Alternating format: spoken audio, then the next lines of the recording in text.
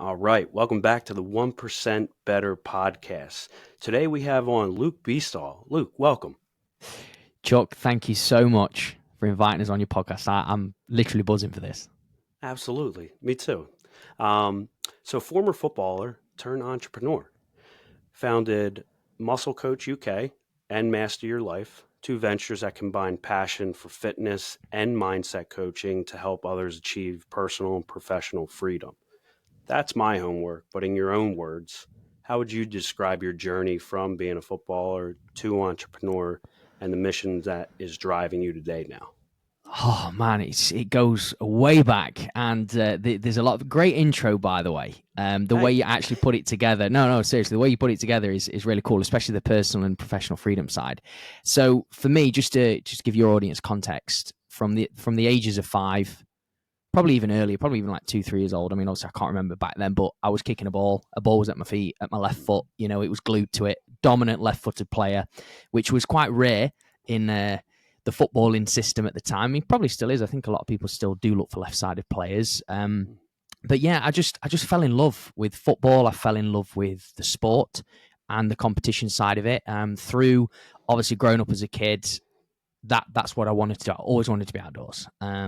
Obviously, if you think about it, I was exposed to what I'm doing now is coaching. So I'd always had a team in my corner. Obviously, as I went higher up and stepped into the professional football, there was more specialist sort of coaches. You know, there was like nutritional coaches, there were sports scientists, there were strength conditioning coaches. So I think for me, that's when it started getting a bit more serious. There was more dedication inside the football facility, but I also had to do homework. You know, I had to go outside and I worked with a personal trainer, and I did my own sort of research, and I just had so many, I guess, people in my corner, different eyes, different minds. And obviously I'm talking now from an experienced coach, but obviously at the time, you know, you just kind of go through it. You know, it's like the normal, I guess. You like, if you think to yourself, I'm struggling with this, I can go and see that person. Like, we even had a sports therapist. So there was times, you know, in football, this pressure, you get a bit down if you're not selected in the squad, or you're on the bench, or maybe, you know, you've got an injury and you're struggling. You know,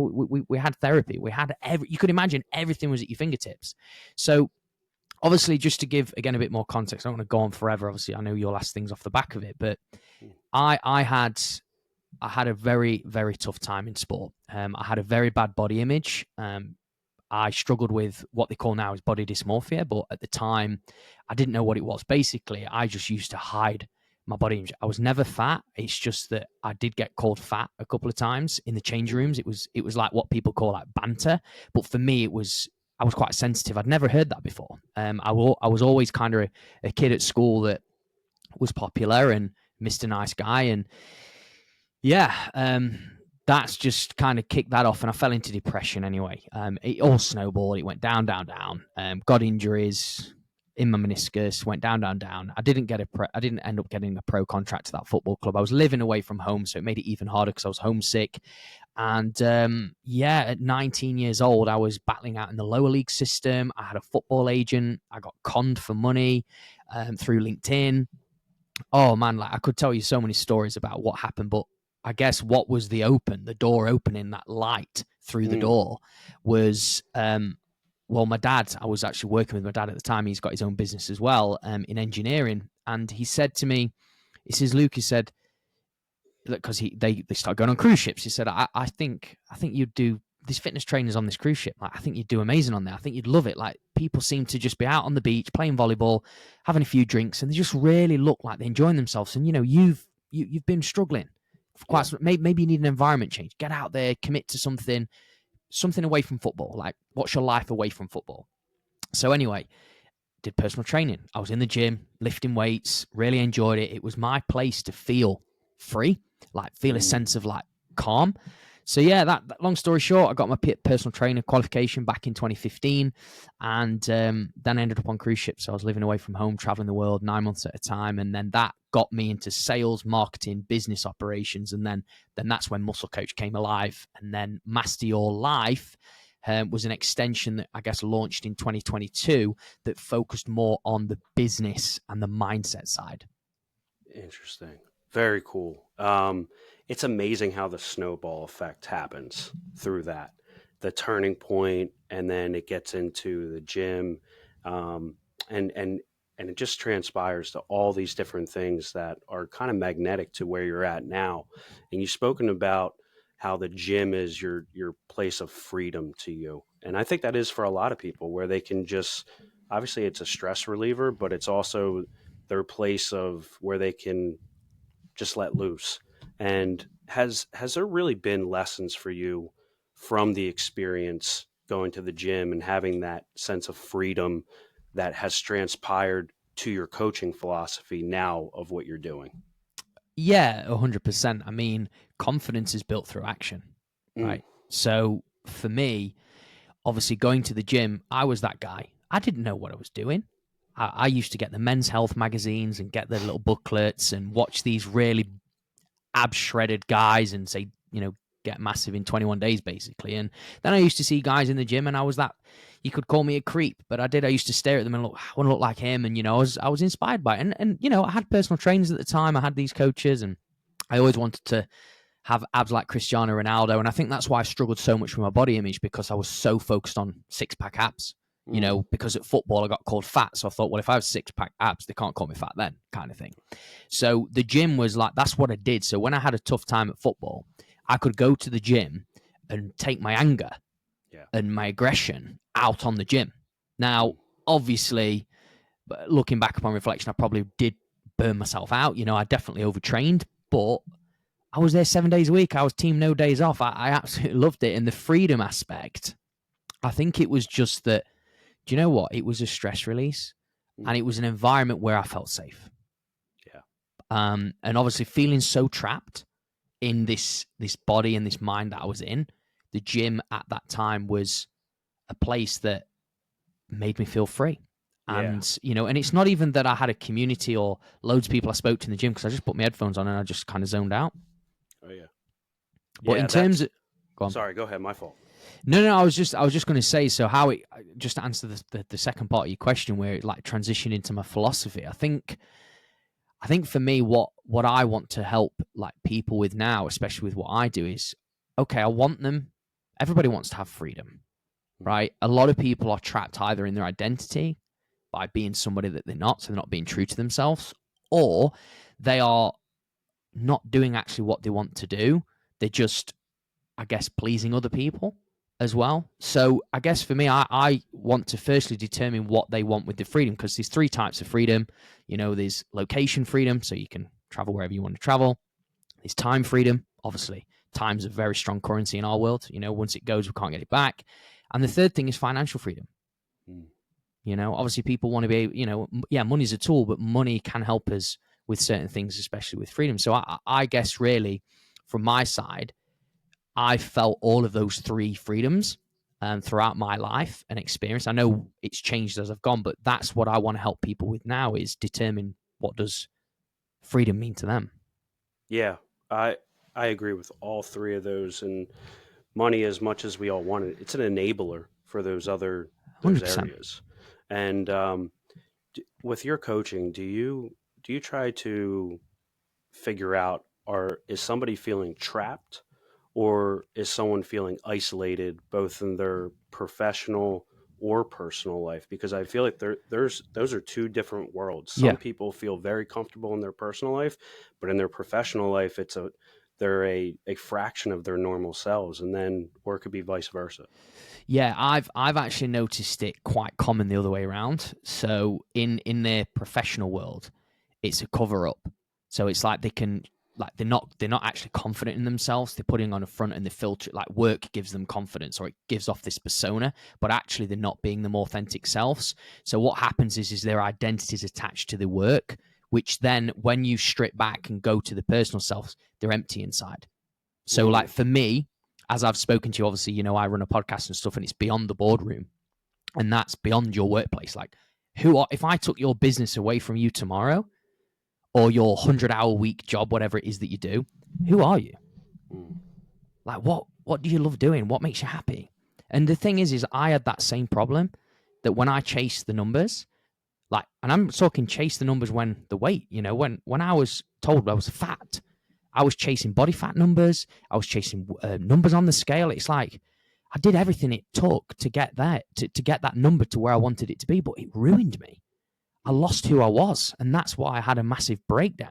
And it's the same thing when it goes into, that's personal. When you go into your business, it's the same thing. If you're chasing profit, or one year you've done 100K turnover, next year you wanted a 200K turnover, and you're chasing, you're going for more, there's going to become a point where something breaks down and you lose yourself. You lose yourself. And the thing is, right, is, look, I've done a lot of personal development reading. I know you do as well, Chuck. But, I read a book by Bronnie Ware, The Top 5 Regrets of Dying.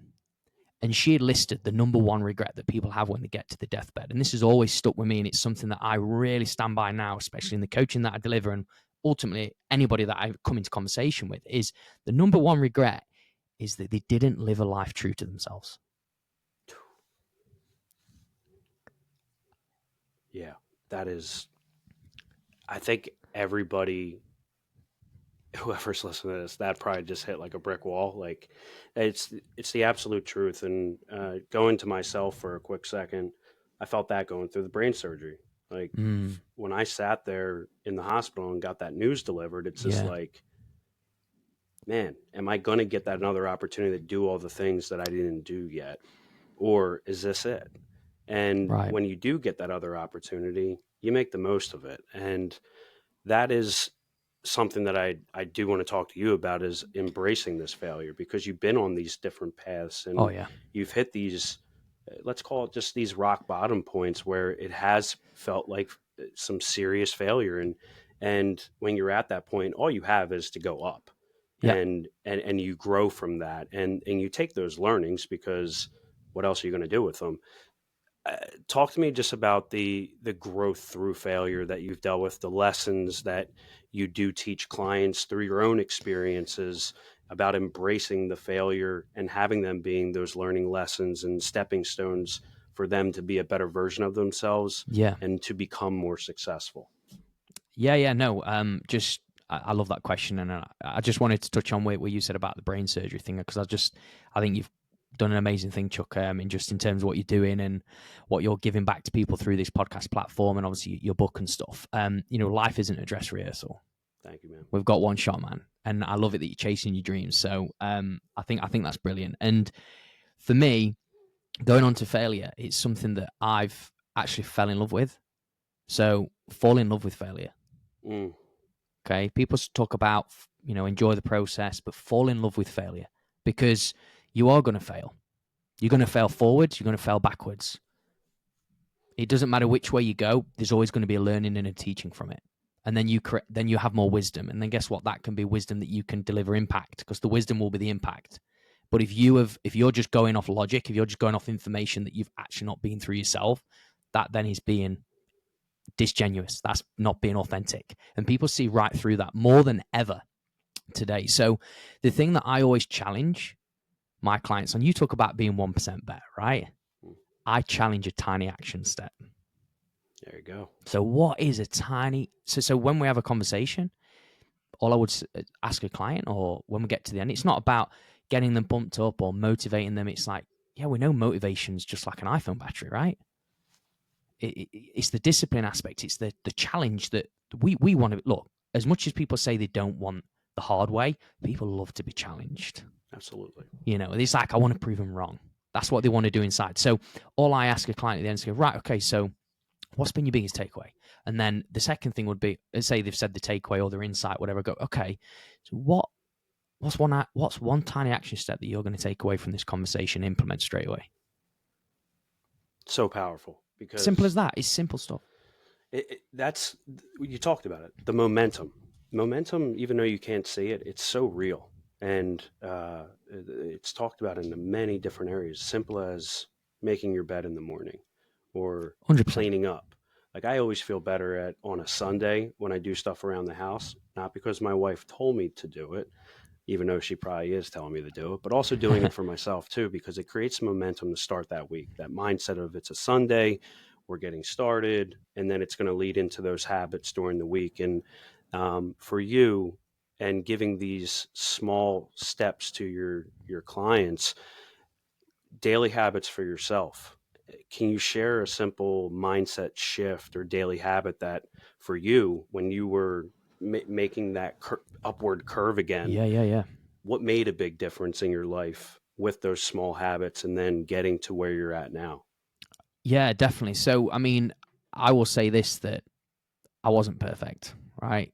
I know people like... Perfection's overrated. Yeah, definitely. So I just want to say to your guys listening to this is that, I'm still by no means perfect today, right? So there's routines that I anchor in my day to day that do make a difference and have an impact. Is it something that I've religiously done every single day? No, I'm not going to say that. When I go on holidays, that it might change. If I travel in different places, it might change. But the biggest thing that's really helped me is not touching my phone first thing in the morning. So if I give you an example of our... Yeah. So this is, I mean, I don't want to just be that guy that just says, oh, I do daily gratitude and I write 3 things I'm grateful for, right? I was sat in an audience with somebody where she created something called the no phone zone. And I thought this was so powerful because obviously we're tempted, or our phones and extras in our bed. So we create an environment so our bedroom is generally quite cool. So obviously we sleep better when it's cool. Blackout blinds, no TV in the room, and no phones. So our phones are outside on the landing somewhere where we've got a toilet in our room. So there's no excuse for us to go and check our phones, right? So we have a natural Lumi alarm clock where the light comes in and it wakes you up and all that kind of stuff. So the first 15, 20 minutes, it's kind of for me intentional. So I start collecting, because obviously waking up, what you don't want to be doing when you wake up first thing in the morning is heightening your cortisol by opening up a message from a client or going on social media and doom scrolling, whatever you call it. You want to have a focus, right? If you're talking about a mindset shift and wanting to energize yourself first thing in the morning, that is what's going to do that. What do you want from this day? What's your focus?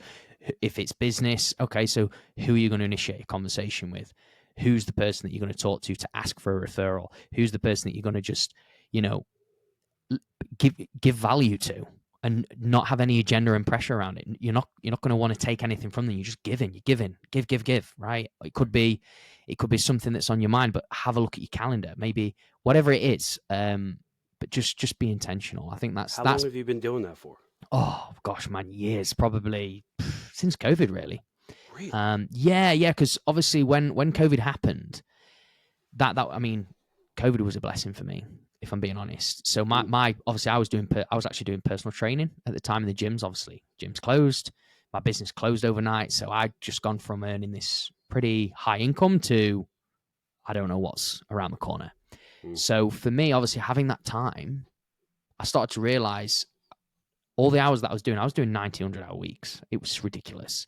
So I realized that I've got to change something. So obviously through that time, I started, doing it. I mean, intentional. It led to a bit of journaling. Then I come off journaling a bit again, and then I did journaling again. And I had periods, but it was definitely having just one focus when you wake up in the morning. What do you want to be saying to yourself at the end of the day? Yeah. Totally. That's pretty much it. I would say that's probably the biggest thing I can give your audience, just to give them a focus. Did you feel an attitude shift with yourself too? Like you mentioned the doom scrolling. Doom scrolling, yeah, like scrolling through your phone, yeah.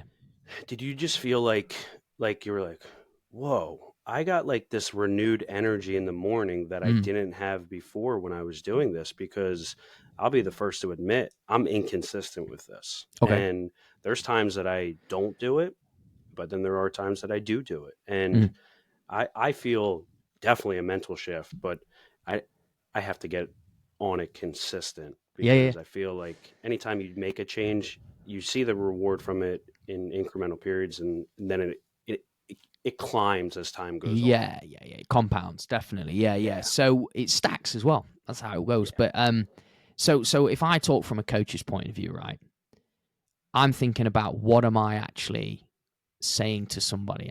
If they're investing in me, they're giving back to themselves, because you can't give what you don't have, right? So let's put it this way. If you're waking up first thing in the morning and you're picking up your phone and you're opening up an email, who are you giving to? Not yourself. No, you're giving to somebody else. You're giving your energy, your startup energy for the morning to somebody else's pleasure or for somebody else's attention. They've got you, right? You've got to have yourself. It's like you've got to have that power. Remember, you control how you react to certain situations. You control. I mean, I don't want to say everybody can control the actions because I know some people can't, but most people can control their actions. Totally. Yeah. Super powerful stuff, man. I want to shift to your entrepreneurial journey that you've been on, Yeah. and where you've been going with this, because I think it's incredible for one, but uh, from personal training to now building Muscle Coach UK, Yeah. it grew pretty rapidly. And you've even helped others launch their own fitness brands now, Yeah. which is super powerful, giving back, but also building yourself at the same time. You're serving as well as building your own brand on top of that. What's really been your secret for, and I'm not trying to get everybody getting your secrets out there, but No. really, what's your secret to building such a loyal and successful community when a lot of people are doing it these days? Good question, man. First of all, it wasn't planned. So just to put that straight out there, it kind of naturally flowed where it wanted to flow. So obviously, if we go back to COVID, I got featured in a magazine, right? So it was London Daily Post, and I had managed to. I just was sharing content. I was sharing my journey, and letting people know that, because there was like 7 of us going through a photo shoot, right? So we was getting in the best shape of our lives, and we didn't let COVID stop us. Obviously, we never knew when the gyms were going to open, but we kept accountable. Group accountability. Also, I was coach. It's like I had my own coach, and then I was coaching these guys. So we was all in this together. It was really good.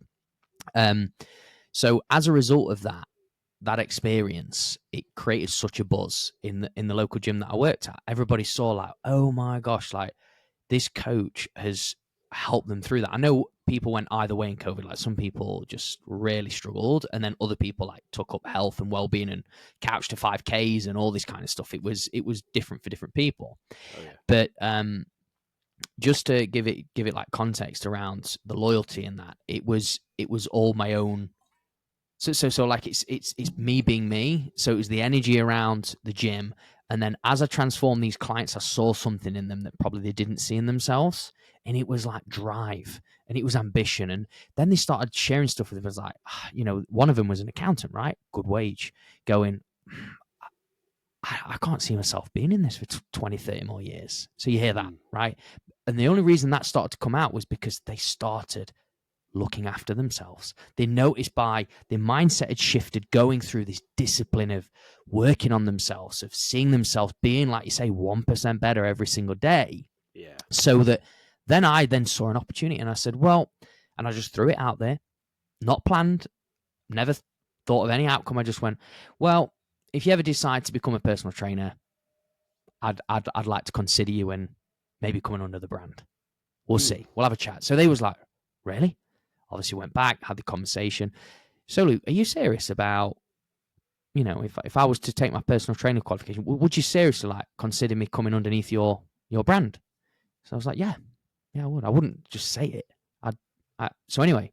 You almost did a survey without even realizing you were doing a survey to figure out would this work? Yeah, pretty much, man. Yeah. So the first coach came in and did really well. And then I saw, oh my gosh, female coach. Now my fiance, actually. Would you believe? There you go.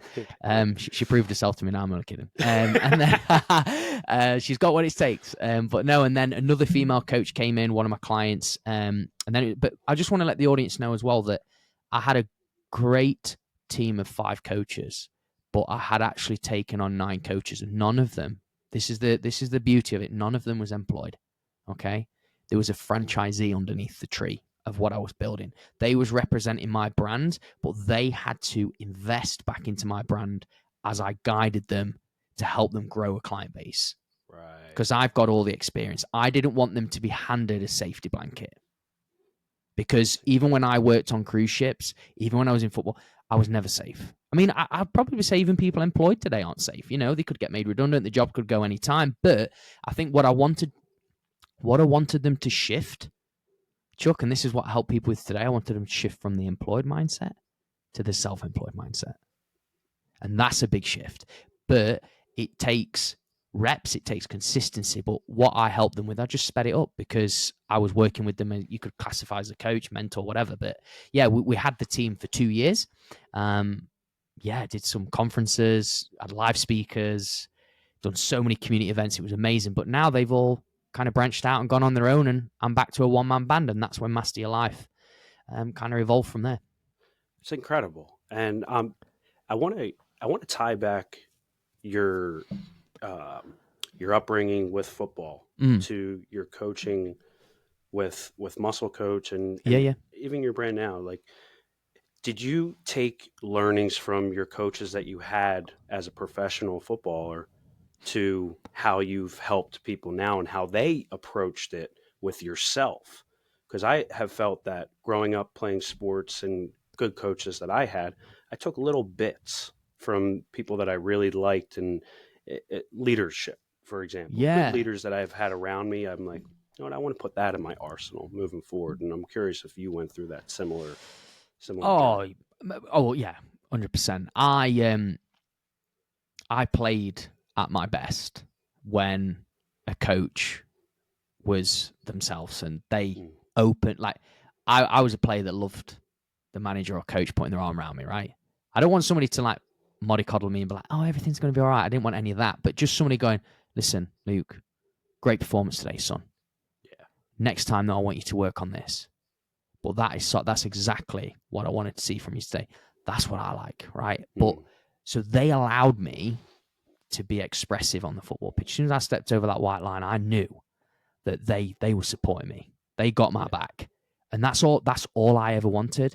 When I ever had managers that were really poor at communication, maybe they're a bit quiet or really old school mentality where it's like one word, crack on, do it, get it done, and it was a bit, didn't really show much emotion, should I say.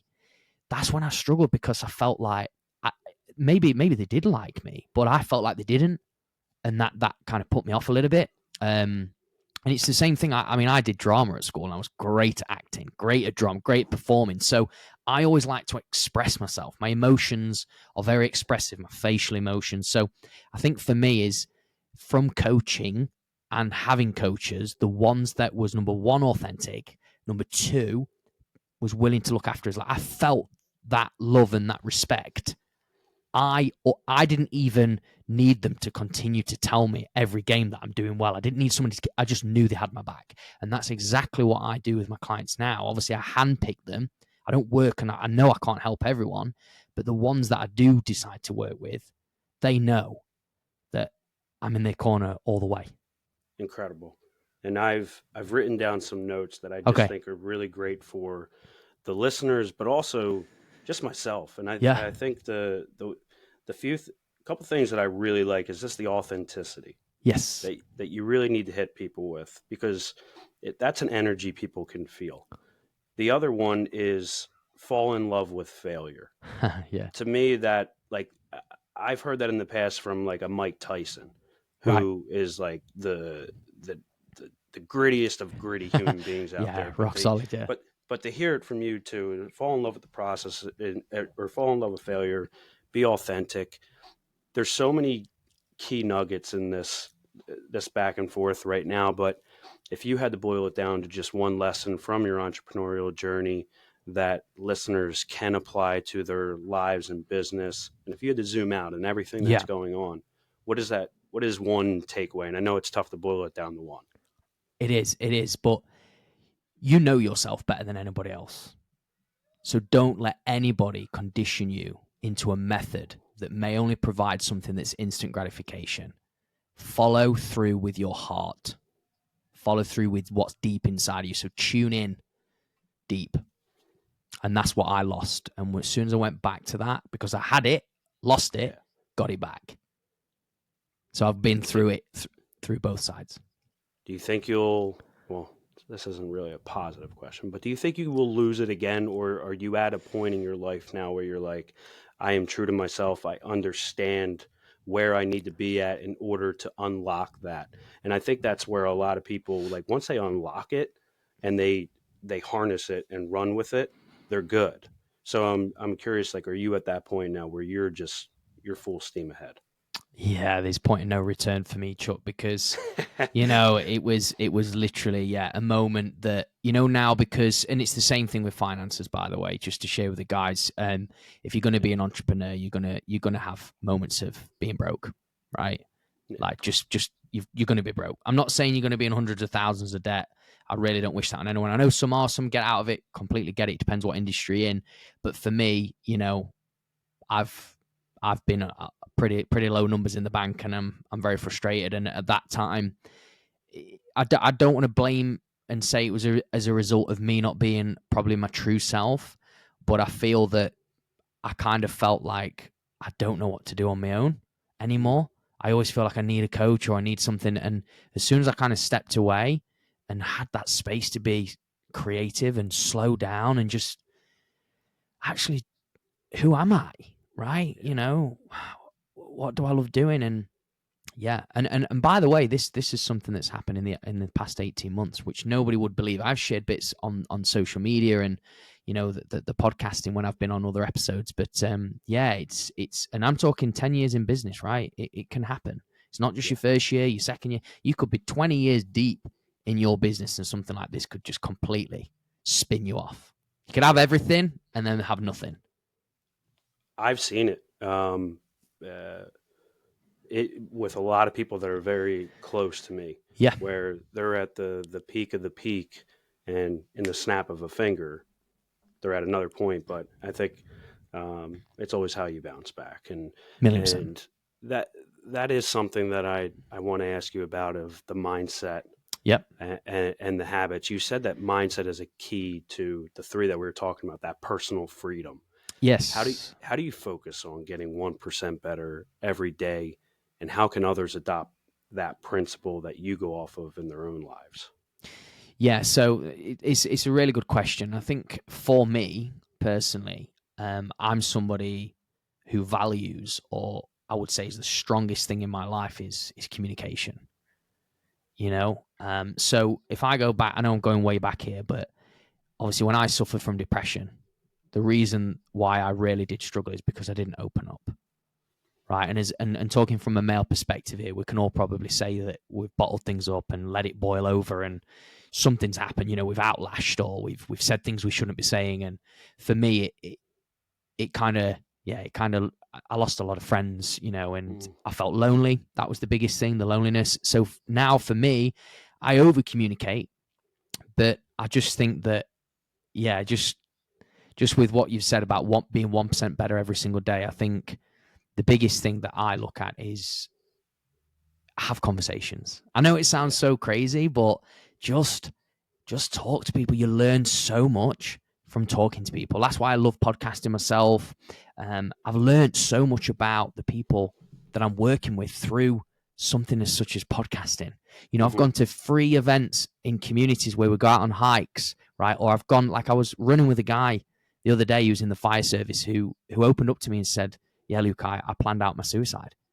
And this guy was sharing it with me. He says, "Oh, shit," and he was just chatting to me, and it's like the conversations you have through movement, just through being healthy, and I don't know, I just feel a lot of people are so behind screens and so hiding behind keyboards and staying at home all the time and not being as social, like just, let's say a friend wants for him to go to a party or something. It's like, I don't really want to. I'd rather just stay at home. I'll go to the next one. There might not be a next one. Yeah. I just feel like there's so much opportunity on the table.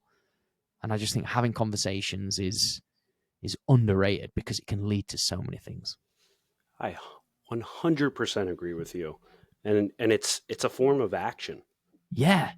Talking with people and communicating, learning about stories. And I think a lot of us are always caught up in our own heads. Yep. Of, I'm the only person going through this. Yes. Or I'm the only person that's dealing with this. And then you start having conversations and you're like, I'm not very special. And that's not to downgrade yourself, but it's from a perspective of, get over yourself, and other people are going through problems too. And when you hear that, it's almost a gratifying thing to hear, of like, this is what I actually do have, and how can I build on that and have these conversations and build my personal side of things, my professional side of things, and um, the way that I want to shift this is looking at just the daily freedom of how do you incorporate that personal freedom that you talk about into your own routine while still balancing these businesses that are booming. Yeah. Well, I mean, just to give you context, like the businesses, they're not always booming. Okay, so Mm, we have our highs and lows, right? We have our peaks and troughs, as yeah, we do like to say. It's a non-linear yeah, process. Okay, so it's it's like up and down. Um, but people, it's there was a quote that I saw about it, like people only see the view, but they don't see the climb. whoa, Right? It's like a mountain climb. People only want the view, they don't want the climb kind of thing. And for me, that's exactly what I'm kind of breeding through my personal life and business. So, just to give the audience some context, right? I have the ability with what I do to make a choice. We all have choices, by the way. We can choose freedom if we want. We can choose to just be a slave, and yeah, stay in the societal rut and stick to a job for 40 years, wait to be retired, and then have all this money, and then what? Right? But for me, the time is the biggest and the most valuable resource that I've got. And plus now being a dad, obviously you're a dad as well. We spoke about this before we kind of tuned on here. oh yeah, Being able to see them grow up, go swimming with my daughter. We're going on holiday in a couple of weeks on a 2 weeks cruise around the Mediterranean. Oh man, it's like, but I have that choice. No one's telling me, oh no, you can't do that. You can only have 21 days holiday. But then again, there is flip sides to it. But I made that choice. That's the choice that's the life I want to live. And right, that's exactly what I want guys that are listening to this, or whoever, whoever is out there, like, what do you actually want to do with your life, right? We're soon heading into 2025. yeah, And I just feel that for me, the balancing, the counterbalancing, there's going to be times where it's not quite right. But like, for example, this morning, I had the beauty of the morning spending one-on-one time with my daughter. On a Thursday, going out on a walk with her, playing with her, no business. But then I've done business this afternoon. Obviously, I shared with you what I've done. That was all this after. That was an afternoon work block. But this morning, Thursdays, nobody touches that time. There's no calls, no emails, nothing. It's pure one-on-one time with my daughter because it's important. love that. And she's picking up on that stuff too. Oh, That's massively. They yeah. see it, man. They see it. They see the phones. They notice when you pick it up, Yep. and when you're not in tune with them, and it's real. So I love how you carve that time out. I think it's super important for anybody that's because as we were talking before we started this up, like Yeah. the evolution in those early years are incredible. Every Yeah. single day there's something new. I'm not sure if you're familiar with the Philadelphia Eagles, but my I've daughter's heard of now them. saying, yeah, Yeah. my daughter's now saying go Eagles. And No. as a diehard fan, I mean, I'm more proud of that than her saying dada. Yeah. Oh man, that's so good. um, but amazing stuff, man. And uh, what I would love to ask you is this journey that you've been on has been absolutely incredible. And I Yeah. mean, I'm jacked up right now just from us talking about all of it. What's next? What's next for you? What's next for the businesses? Any big projects on the horizon that you're trying to get out and tell the people? Yeah. There's quite a few to be fair, but just before we get onto that, I just missed off a piece about when you talk Yeah. about the personal life. Yeah. The word is boundaries. Mm, talk to Boundaries. me about it. Yeah. So basically, when you talk about a boundary in the morning, not touching your phone, right? It's a Yeah. boundary, personal boundary, right? So me and Abby, we go away from work comms 8 p.m. every night. So there's no phones after eight Love it. o'clock. So we have that hour and a half, normally in bed by 9:30, 10 o'clock. Then we'll watch TV or we'll pause TV and we'll just chat about the day, whatever. We fully engage with each other. That's our time together whilst Remy's obviously sleeping. And then we go to bed, sleep well, and it's stuff like that. And then obviously we have the boundaries where we create, again, through communication. Communication is really key on this. We have Hmm. time. We have one-on-one time each with Remy every week. We have family time all together. Me and Abby have time on our own. If we don't, then we plan date nights. We plan weekends away. It's really trying to find that that balance, and it's hard to. You wouldn't believe just one extra person in the family, obviously when it's your own, can really, I mean, even people who's got dogs and cats, I guess, as well, it can be a similar thing where it's just juggling that. But the word boundary, if you haven't got boundaries, you're going to suffer. Yeah, totally. Boundaries, communication, it's all key. I've even found that going on family walks is incredible. Just going on a walk, obviously no phones, no technology, Yeah. and just shooting the breeze, talking about anything. It and, is. And it going is for a few miles back and forth. I mean, we have young daughters at this point to where everything is the coolest thing in the world. So they're getting a kick out of that. And then you have us having really good conversations, and that just ups that communication. And it is a good boundary, even when you're connected like that, taking that activity together and being outside. I think, as you mentioned earlier with COVID, some people went one way, some people went the other. Yeah. That was a positive that we took that really helped us out as well. Yeah, no, and that's so good. And what you just said there about no phones and just chatting and just seeing where the conversation flows, right? That's how I felt with my ultramarathon journey, with the running. You know, the community, the running community. Just obviously, I've done the gym. Obviously, the gym's indoors, though, right? So, Right. well, for most part, unless you're training in a gym outdoors. But so I've now brought that kind of balance, and I'm outdoors as well, because where we live in a village, and there's just like trails nearby and stuff, and it's beautiful, man. Like farmland everywhere, you know, trees, nature. It's just, for me, just going back to that point where I'd lost myself, I was talking about the identity and stuff. Well, I'd been so bombarded with information. I had loads of pressure around following a certain path, and it wasn't me. And then I got a little bit, like I say, money was down in the dumps, all that kind of thing. Well, my release, yes, gym was my release at that moment in time. It came at the right time. It was the right thing. But this time it was the ultra running, being in the mountains. But do you know what? With no earphones, no music, just running. Really? For hours, man. Oh yeah. Like I ran around the island of Jersey, which was 46 miles around the island. No music. What went through your head that whole time? I mean, a million thoughts. I can imagine. I want to give up. I want to give up. Yeah.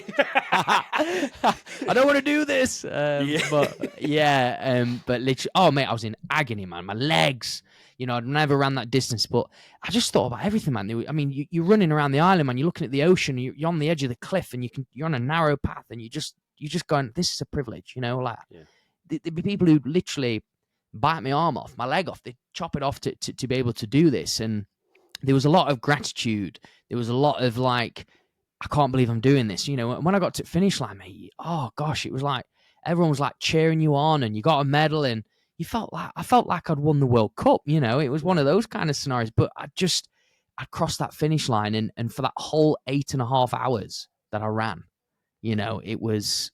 And people go, gosh, you're crazy. Why would you do it? But like what you say, 1% better. For me, it was one stride at a time. It was. I knew that if I kept doing one stride at a time, I was going to get to that finish line. And then I met people along the way, and we had conversations. I met so many, and we were just chatting. That guy got me through 10 kilometers or 6 miles, and then he fell behind or whatever. And then this guy overtook me. Hey, I'll see you at the finish line. And we had a beer at the end. And oh man, it was just so. For me, it's like being outdoors and doing that has led to talking about projects. So I've set up a run club in our local area called Run Free. Very cool. Run Free Collective. Yeah, because I want to break the stigma of stay at home. It's like, but now what I'm doing is I'm doing it all inclusive. So obviously as a family man, and working with clients and running community events previously, I've run loads and loads of them. As a family, you'd go, I'm sorry, I can't make it. I can't get any childcare. Well, guess what? You can bring your kid along to this 5-kilometer run. It's accessible for all abilities. If you're participating with them, bring them along. How great is that? How great is that? How healthy is that for the mind? Kids are staying more at home. They're stuck behind iPads all the time. They're never outdoors, man. Even at food tables, man, they're on the iPads. It's just ridiculous. It's like, as kids, probably when you was growing up, I know when I was growing up, man, I was outdoors till the dark, Never inside. Never inside. And, so for me, it's like, that's the community. Run Free is holding a healthy space to feel free. because that's what it did for me. It's like all those stresses, all those thoughts, all that speed started to slow down because I gave myself that space, that distance. That distance is 20, 30 kilometers. Man, and you're just on that trail. It's you on your own on that trail. Your thoughts get to slow the right down. Yeah. So I just thought of this. You were running, so obviously you're moving. Yeah. But you're slowing down mentally. Yes. To then speed up yes. as far as things that you then put back into the world. Yep. Incredible. So the point that I always say to people, like in business, right? You have to slow down first in order to speed up. Money. No pun intended. Yeah. Yeah. That's awesome. Yeah. Luke, man, I've really enjoyed our conversation. This has been incredible. Definitely going to have to get you on again sometime. Got to ask you, how can we or our listeners, anybody, support your mission and the work that you're doing right now? By us having a conversation. Literally, like my messages, my inbox is always open. I'm happy to conversate with anybody. And listen, we can talk about anything, just let's have a conversation. Let's connect. And that's pretty much it. Cool, man. Well, one more question for you. What questions do you have for me? What questions do I have for you? Have you had some good questions so far? I have. Yeah? Yeah. Okay. Definitely. So what... I was just going to say, what does 1% better mean to you? What does 1% better mean to me? I think it's such a multitude of different ways, because I don't look at 1% better just in one aspect of your life. I look at it from a mental standpoint, a physical standpoint, and then you break it down into different categories. How can I get better with my diet? How can I get better at exercising? How can I be a better spouse, a better father? How can I be a better professional with my career or anything I'm working on? How can I be better at my own personal journey with reading books or knowledge and bringing that into myself? And so many people will always say, oh, I'm going to start that diet, or I'm going to do this tomorrow or the next day. It's just like, just take a little bit of action. So 1% better to me just means take action, do something. Because if you do something, you're going to be proud of that, no matter how big or how small it is. And we talked about this instant gratification that people want in this world. It's not real. But we've been to your line that you said earlier, the people see the view, but they don't see the climb. Yes. I wrote that down, and it's so important. And to remember, just take action. Yeah. Because it's going to lead to something. And it might not be exactly what you thought about what it's going to lead to, but it's going to open doors. So when one door closes, another door opens. And that's really important for people to remember with anything that they're going through, even if it's a low point or a high point. Yeah. No, listen, man, I love that as well. I think the big thing is what you've just said there, committing to action. Yeah, absolutely. Well, Luke, thanks again, man. Thank you for coming on. Really enjoyed this. And thanks for everybody for listening, and we'll catch you again soon. Take care, everyone. Thanks again.